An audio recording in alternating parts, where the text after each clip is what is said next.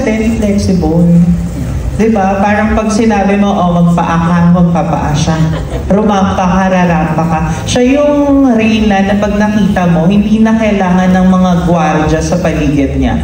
Because kaya niyang makipagkapwa-tao kahit mayaman ka, kahit normal na tao ka, or kahit sino ka pa. Yun yung exact same na na-feel ko when we first met.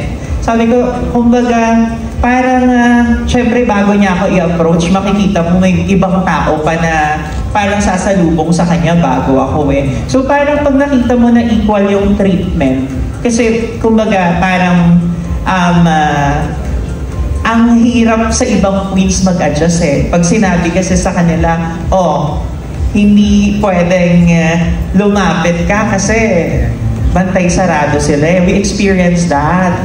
Actually, sorry, pero yun nga, medyo na-disappoint ako sa ibang queens na bakit parang yun yung nagiging pinoportray nila na parang, ewan ko, na-feel ko sa ibang mga queens ganun eh. Pero kay Emma, I never experienced that.